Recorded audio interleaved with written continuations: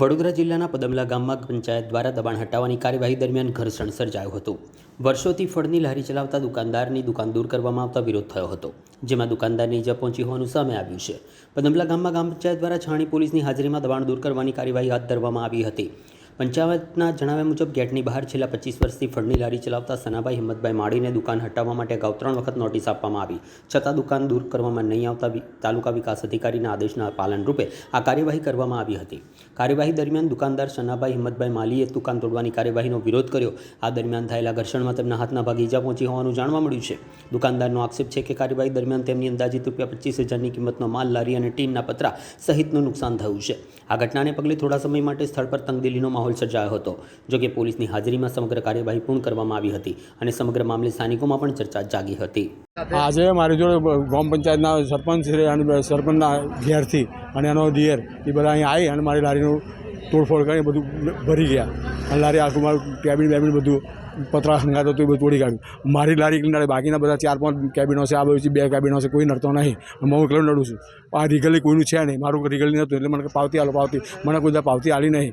કોઈ અમે મૂકેલી મેં અરજી પણ એ આપી નહીં મને પાછી, ના મળે તમને કે તમારે અમારે નહીં લાગતું। PWD મેં જગ્યા લાગે છે અને આ બાજુ લાગે છે પંચાયતની, તો છતાં મારું તોડી કાઢ્યું આવી રીતે।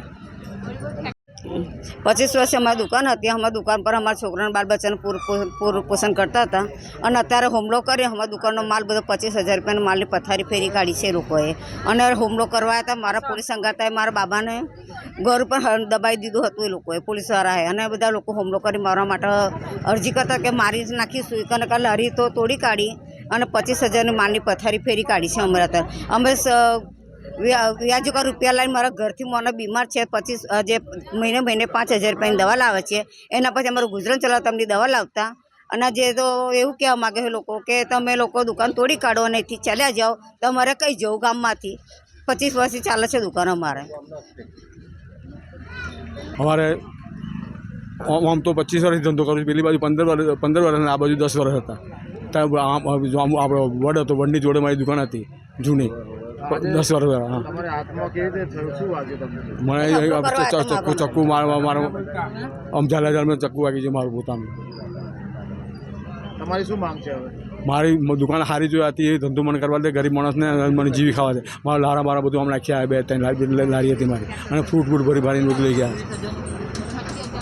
શ્રી સનાભાઈ હિંમતભાઈ માળીને 3 નોટિસ આપીને જાણ કરી હતી કે તમે કાયદેસર રીતે તમારી દુકાન અને વસ્તુ સામાન લઈ, પરંતુ આજ દિન સુધી મેં કોઈ કાર્યવાહી ના કરી।